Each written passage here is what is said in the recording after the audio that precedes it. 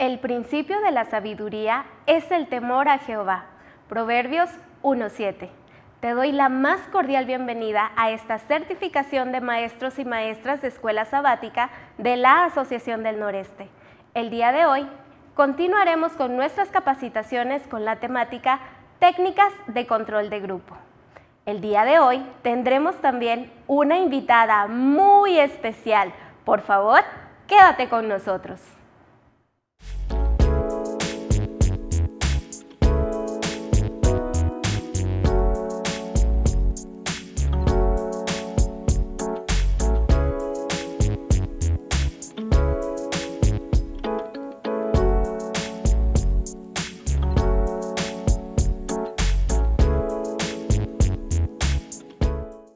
Presentamos a la maestra Ruth Mayra Morales, quien nos acompaña desde Guadalajara, Jalisco, para platicar con nosotros acerca de las técnicas de control de grupo.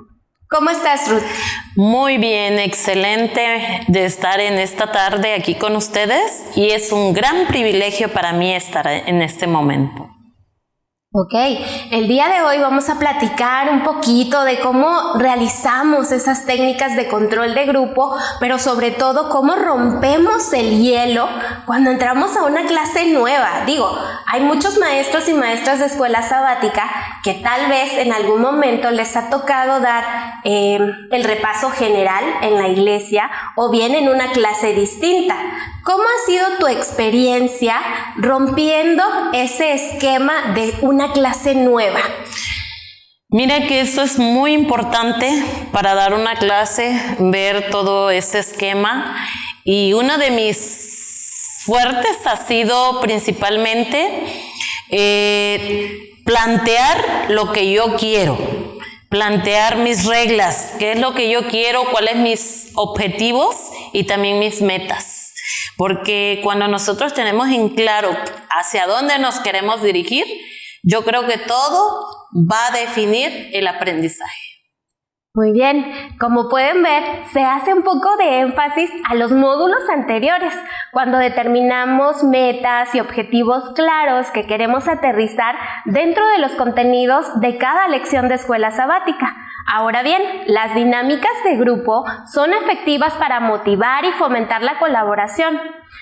Se puede decir que hay escenarios diferentes. En la educación, no me dejarás mentir, Ruth, se presta más para realizar juegos, dinámicas un poco más expresivas, pero cuando llevamos estas dinámicas al plano religioso, se torna un ambiente totalmente diferente, porque se incluye un elemento que es esencial en nuestras iglesias, la reverencia. Por lo que estas dinámicas de grupo suelen ser útiles para fortalecer la confianza y la comunicación dentro de estas líneas de grupo. ¿Cómo ha sido tu experiencia en una clase de escuela sabática en tu iglesia, Ruth? Muy bien, yo creo que aquí podemos implementar el aprendizaje colectivo, donde todos, mi grupo, participe, que tenga una participación sin miedo y que sea autónomo, y sobre todas las cosas, no dejar de incluir a todos los del grupo para que ellos se sientan parte de la misma y participen del tema al que queremos llegar, y todas las dudas que ellos tengan también puedan participar de la misma. Qué bonito, ¿verdad? Un control de grupo eficaz maximiza las oportunidades de aprendizaje, por lo que es importante que tengamos ese esquema, que tengamos la idea de cómo llevar paso a paso ese repaso.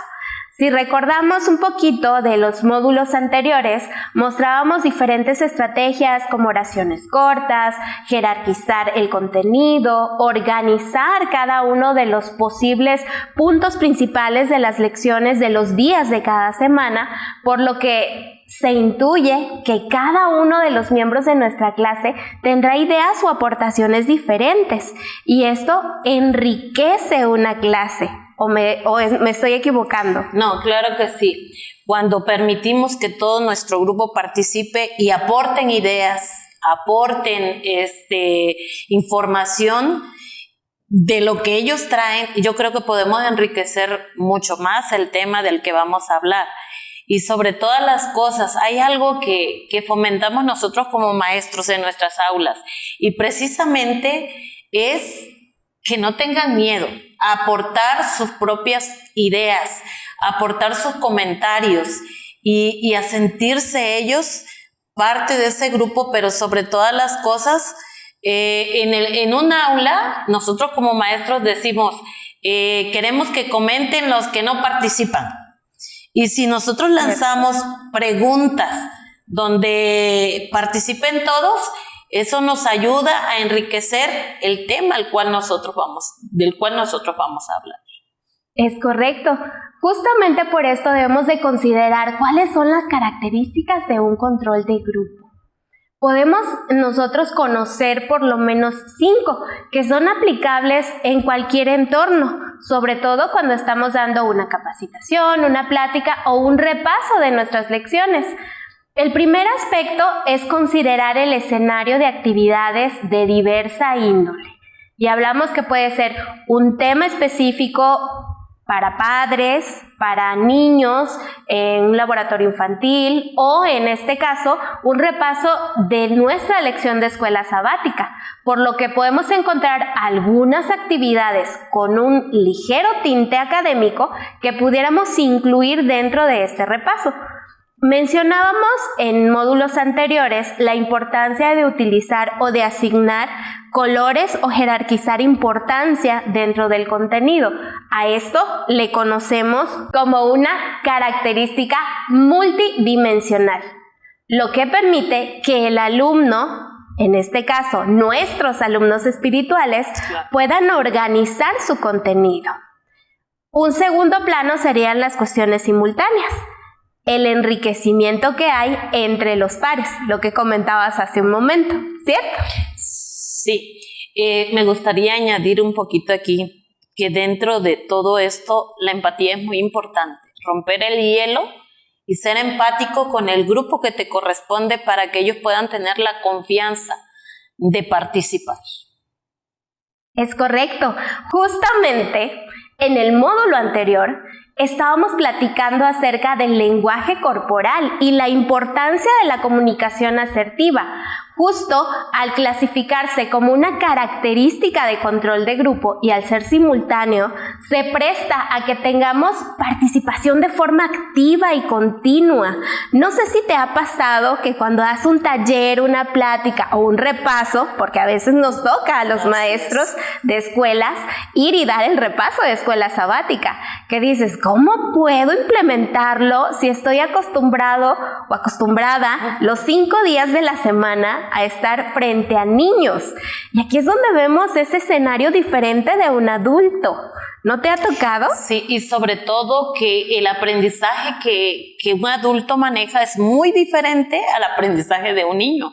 Y ahí es donde tenemos que buscar las herramientas para poder implementarlo en los grupos pequeños, en los grupos de clase y en las clases de escuelas sabáticas. Por ende, yo considero que los maestros de escuela sabática tenemos que buscar muchas herramientas para aplicarlos y poderlo llevar con nuestro grupo.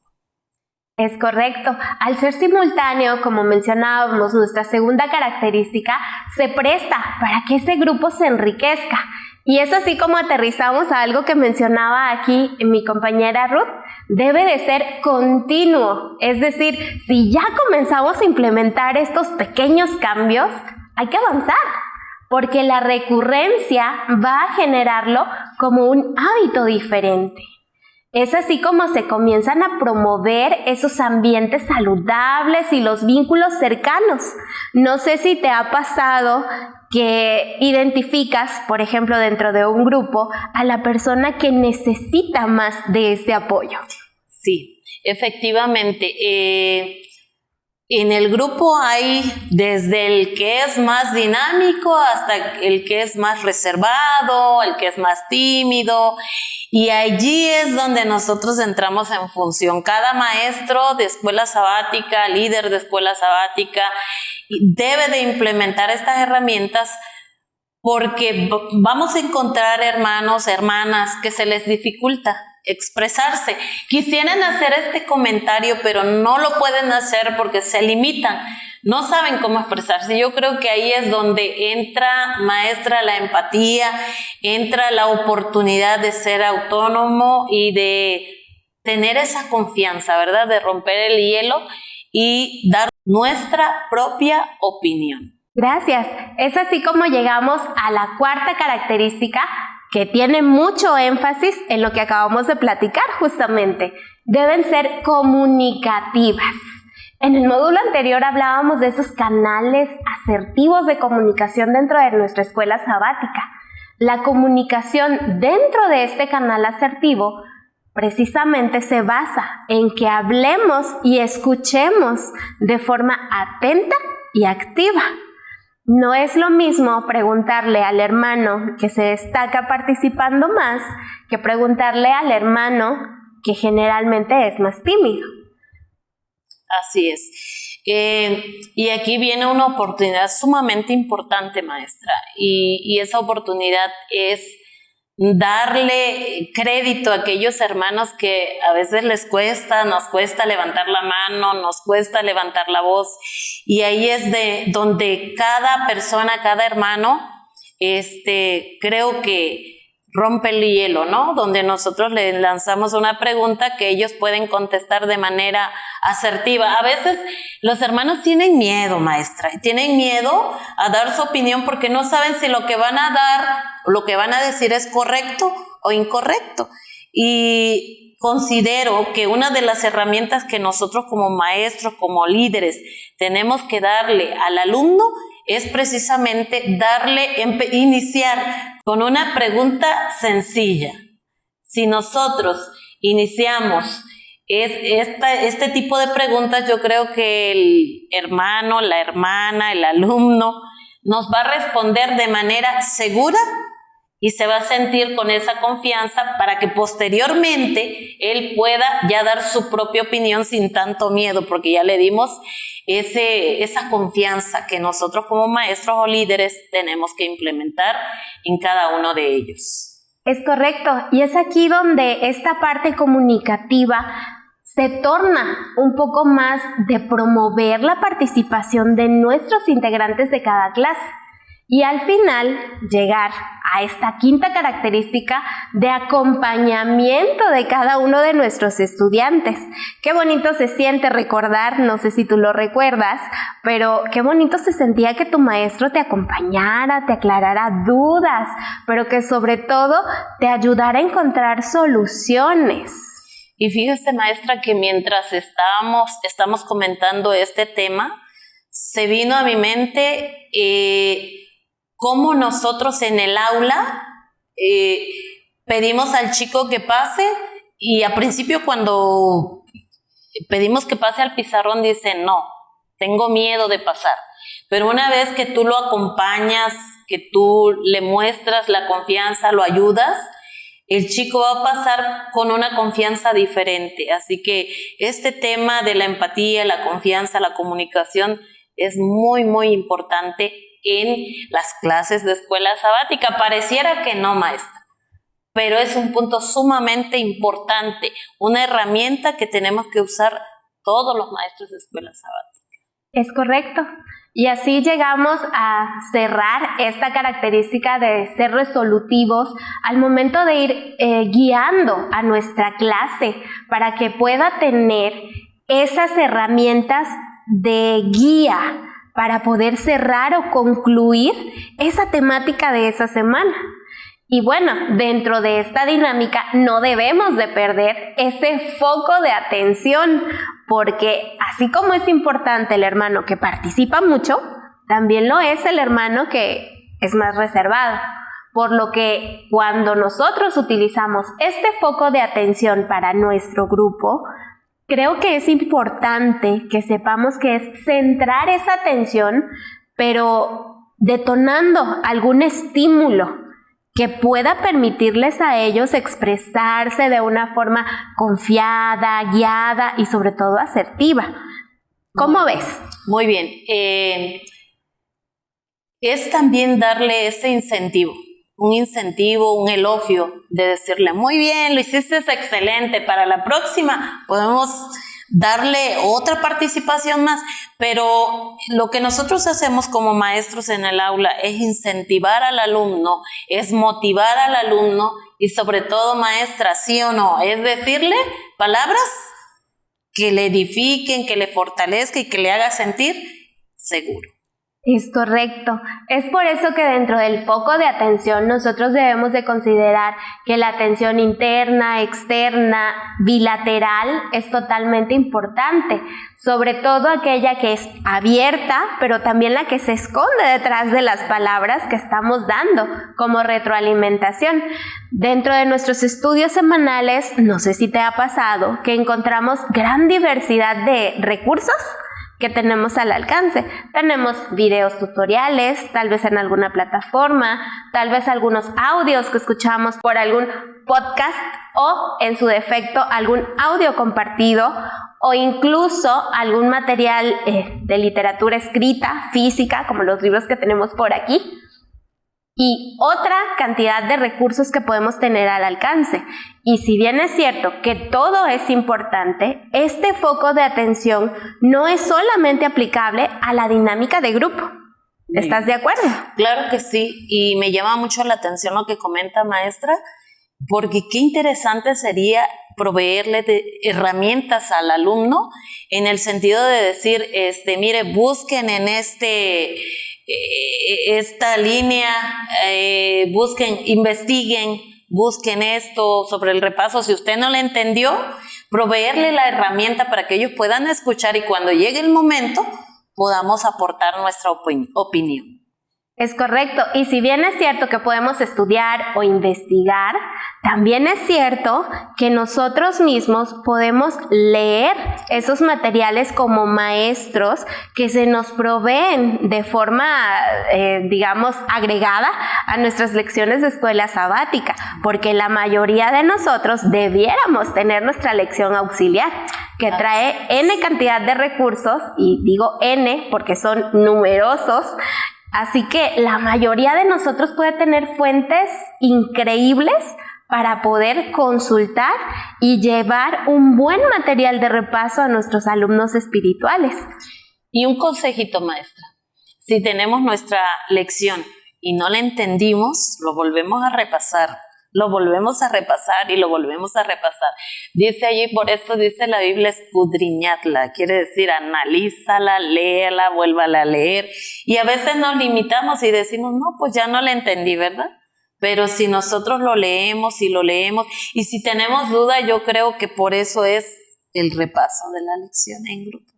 Es correcto. Al inicio de nuestras jornadas de capacitaciones, nosotros colocamos una iconografía precisamente donde había un icono que va a aparecer en su pantalla, desde luego, donde están dudas. Se espera que el día que nosotros realizamos nuestros repasos hayan dudas, porque si no, ¿cuál sería el deber ser de ese maestro de escuela sabática si no hay dudas? Es importante que en este sentido de comportamiento nosotros podamos entender que muchas de las cosas que comunicamos tienen que ir con cierta coherencia. ¿No me dejarás mentir? Así es, todo lo que nosotros expresamos y leemos tiene que ir bien documentado, bien escudriñado, para que nosotros podamos dar una opinión acertada.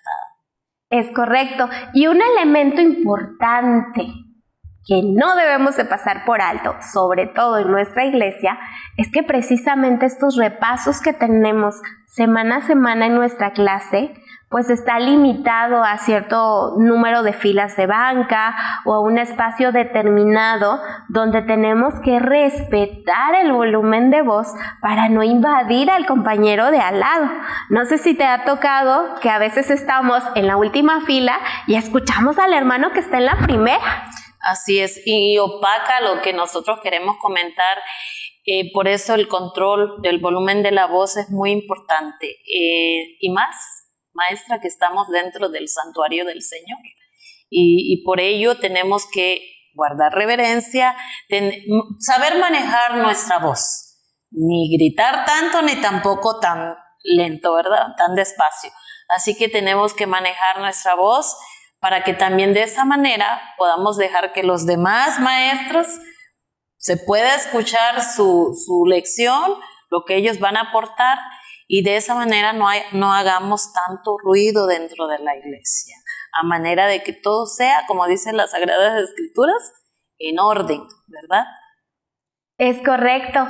En nuestra primera jornada que tuvimos de forma presencial comentábamos precisamente de la importancia y del uso adecuado de nuestra voz. No es lo mismo un volumen de voz silencioso o discreto a algo cuando estamos en una audiencia de patio o de auditorio. Obviamente el volumen y la intensidad de nuestra voz es muy diferente. Incluso cuando tenemos una conversación personal como la que estamos teniendo ahora, o la conversación grupal, que es lo que aplicamos sábado con sábado. Se espera que tengamos por lo menos algunos puntos básicos de respeto por el siguiente grupo que tenemos a la derecha, a la izquierda, al frente o en la parte de atrás. Por lo que controlar el volumen es de vital importancia. Aunado a esto, también tenemos que variar el ritmo, ¿cierto? Si hablamos de forma acelerada y en la misma entonación, ¿qué va a suceder, Mayra? No, pues no nos vamos a escuchar bien, y aparte, maestra, yo considero también, más adelante lo vas a tocar ese punto, pero cuidar también nuestra manera, a manera que entiendan todos lo que vamos a decir. Si vamos a hablar en el tono que debemos de hablar, pero a manera que lo entiendan todos. Porque hay hermanos dentro del grupo, dentro de las clases, hermanos quizás que no entienden ciertos términos, y ahí es donde el maestro también tiene que explicar lo que va a decir o a qué se refirió, que algunos se quedan con la duda. Has tocado el punto medular a donde queríamos llegar con esta técnica de control de grupo. El valor de la sencillez de las palabras. Qué importante es que cada uno de nosotros pueda tener esa versatilidad, esa moldeabilidad, esa facilidad de poder expresarse en un lenguaje claro, preciso, pero sobre todo sencillo. Sí, sencillo, muy bien, pero también cuidar de que no digamos tampoco palabras que no vayan acorde con nuestro vocabulario cristiano.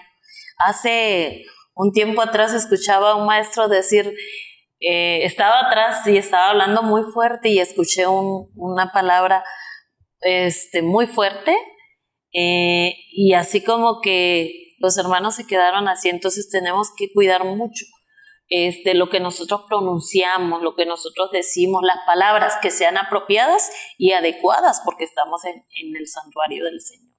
Es correcto, por eso es que utilizar pausas estratégicas también es importante. Si nosotros estamos hablando y sabemos que tal vez la palabra que sigue no es la más adecuada, hagamos una pausa. No es que perdamos el sentido o el ritmo de lo que estamos diciendo, sino simplemente puede ser una pausa estratégica para dar un corte a un comentario que tal vez se pueda llegar a perder. De allí que debemos de cuidar también nuestra pronunciación y dicción. Y algo muy, muy trascendental es adaptar tu voz al contexto. No sé si te ha tocado, Ruth, que tenemos de repente iglesias muy grandes y a veces están vacías. ¿Qué sucede en una iglesia grande que está vacía? Se escucha el eco y nos escuchamos muy fuerte, y esta herramienta acerca de la voz, que es súper poderoso ante una audiencia, un grupo, si no sabemos equilibrarla, se puede tornar hasta molesto, maestra. Por eso es muy importante manejar correctamente Usted mencionaba, si la iglesia está vacía y está muy grande, o a veces los hermanos van llegando y nosotros comenzamos con un tono muy fuerte y comenzamos a gritar sin darnos cuenta, porque a manera de que nuestra mente piensa que nos debe de escuchar toda la iglesia, pero recordemos que somos maestros de escuela sabática y que tenemos un grupo limitado a nuestras voces. Así es, de allí que esa adaptación del tono de nuestra voz al contexto es de indiscutible importancia. Caso contrario, cuando estamos en una iglesia muy pequeña, ¿no? Cuando se invade ese espacio entre una clase y otra para dar esos comentarios. A veces puedes, como maestro, y de forma inconsciente, como mencionaba aquí la maestra Ruth, captar la atención del hermano que está en la clase número 7, por ejemplo. Y tú estás en la clase 2, pero el hermano te está escuchando atentamente. Entonces, es indispensable que adaptemos nuestra voz al contexto y al espacio que tenemos definido. Otro punto importante, pues son los ejercicios de respiración. ¿Qué sucede si nosotros empezamos a hablar y hablar y hablar y hablar y no tenemos una pausa? Sí, y aparte nos vamos a cansar más, vamos a dañar nuestra garganta, no vamos a disfrutar de lo que es la lección. Y miren que lo que ha tocado la maestra es muy importante.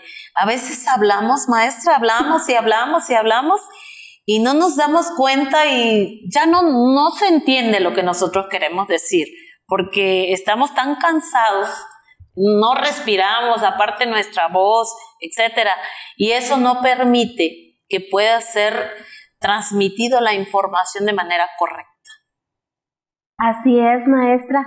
Por lo tanto, también la vocalización es uno de los consejos o recomendaciones que debiéramos nosotros de llevarnos de tarea durante la semana.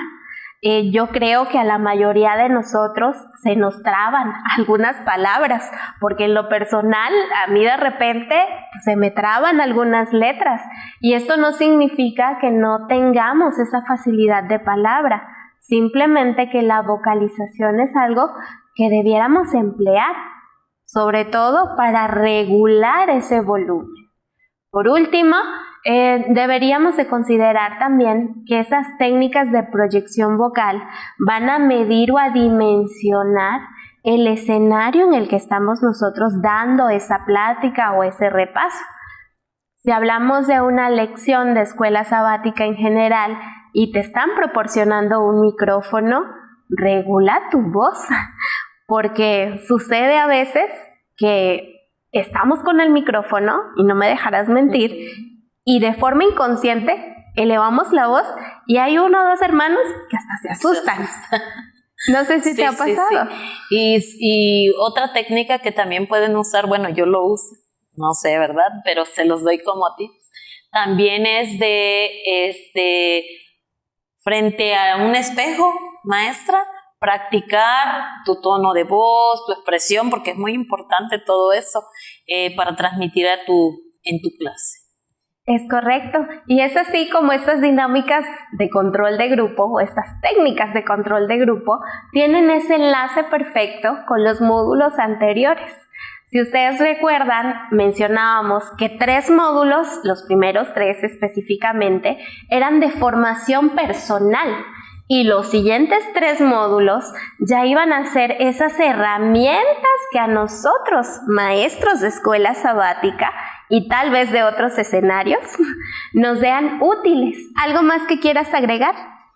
Solo que trabajemos con todas esas herramientas que hoy la maestra ha implementado y hemos platicado acerca de eso, y sobre todo pongamos en práctica estas herramientas del control del volumen de nuestra voz.